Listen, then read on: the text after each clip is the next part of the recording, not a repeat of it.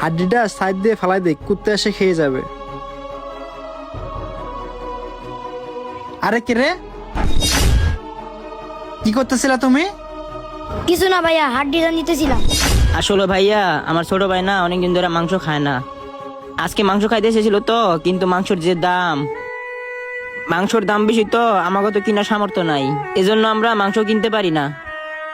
কিন্তু আপনার দোকানে মাঝে মাঝে আইহি, এখন দেখি হাড্ডি পড়ে আছে, পরে হাড্ডিটা টোকাই নিলাম। আর সে হাড্ডির উপরে একটু একটু মাংসও থাকে, তাই হাড্ডিটা আমরা টোকাই নিছি। আর এই জন্যই আপনার দোকানের সামনে এসে দাঁড়ায় থাকি।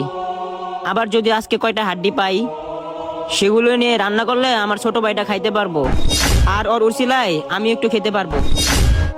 কি প্রত্যেকদিন যে আমি হাড্ডিগুলো ফেলাই দেই, এগুলো টোকাই নিয়ে তোমরা খাও? আরে আমি যে হাড্ডিগুলো ফেলাই দেই, এগুলো তো কুকুরে খায়।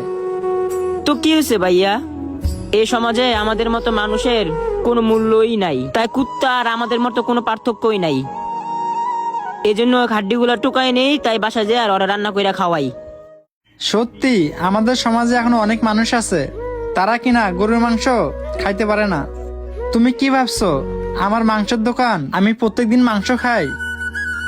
না ছোট ভাই, আমিও অনেকদিন ধরে মাংস খাই না। আমি পরের দোকানে কাজ করি, আমি মাংস খাবো কোত্থেকে, আর মাংস পাবো কোথায়? আমিও অনেকদিন ধরে মাংস খাই না। তোমার কথাটা শুনে না আমার ভিতরটা না কাঁপে উঠছে। ভাইজান আমরা তো রাস্তায় টুকাই ভিক্ষা কইরা খাই, আর আপনি এই দোকানে কাজ করেও মাংস খাইতে পারেন না। আর আপনার তো আমাদের থেকে আরো কষ্ট অনেক বেশি, কারণ আমরা তো মাংস চোখেই দেখি না। আর আপনি সারাদিন মাংস হাতায়ও আপনি খেতে পারেন না। কি বলবো ভাইজান, আমার তো বলার মতো কোনো ভাষাই নাই। দেখেন ভাইজান, আপনার লেগে না আমার অনেক খারাপ লাগতাছে। দেখো ভাইয়া, তুমিও গরিব মানুষ, আমিও গরিব মানুষ, তাই আমার লাগে তোমার দুঃখ হইতেছে। কিন্তু আমাদের সমাজে যারা বড় লোক আছে, তাদের আমাদের লাগিয়া তাদের অন্তরে তিল পরিমাণ মায়া দেওয়া নাই। ভাইজান আপনি ঠিকই কইছেন। তো ভাইজান আপনাকে আমি একটা কথা বলতে চাইতেছি, আপনি কি কথাটা কি রাখবেন? আচ্ছা ভাইয়া, কি বলবা বলো।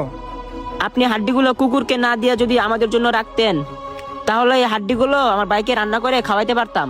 আমার এতিম ভাইটার অনেক আশা, সে মাংস খাবে। আর যদি ভাই আমার সামর্থ্য থাকতো, তাহলে আমি গোশত কিনে নিয়ে আমি আপনাকে খাওয়াইতাম। ছোট ভাই, আল্লাহর দোহাই লাগে, এগুলো কথা আর বইলো না। তোমার কথাগুলো শুনে না আমার ভিতরটা জ্বললে পুরা ছাই হয়ে যাইতেছে। ভাইয়া 1 মিনিট দাঁড়াও, তোমার ছোট ভাই মাংস খাবে না? এই নাও ভাইয়া, এইখানে আমি বাসায় নেওয়ার জন্য একটা মাংস রাখছিলাম, এটা নাও, এটা নিয়ে তোমার ছোট ভাইকে রান্না করে খাওয়ায়ো। ভাইয়া দেখে সত্যি সত্যি আমাকে অনেকগুলো গোশত দিয়ে দিল। ভাইয়া এই মাংসগুলো আপনি বাসায় না নিয়ে আমাদেরকে দিয়ে দিলেন, আপনি অনেক মহান লোক। তাছাড়া আপনার অনেক বড় মন। আপনার জায়গায় যদি কোনো বড় লোক থাকতো, তাহলে আমাদেরকে কখনোই মাংস দিত না, উল্টা আমাদের লাথি উষ্টা দিয়ে আমাদেরকে খেদাইয়ে দিত।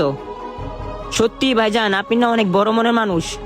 হয়েছে ভাইয়া, থাক, আর কিছু বলার লাগবে না। এই মাংসটা নিয়ে তোমার ছোট ভাইকে রান্না করে খাওয়ায়ো। ও যদি খেয়ে শান্তি পায়, তাহলে আমিও শান্তি পাবো, আমার মনটা ভরে যাবো ভাইয়া। আচ্ছা ঠিক আছে, আপনার দেওয়া মাংসগুলা আমি বাসায় যেয়ে রান্না করব। ভাইয়া আজকে অনেকদিন পর গরু মাংস খাবো। হরে ছোট ভাই, তুই ঠিকই কইছস, সবকিছু হইছে এই ভাইজানের লিগা। ভাইজান যদি আমাদের মাংস না দিত, তাহলে আজকে আমরা খাইতে পারতাম না।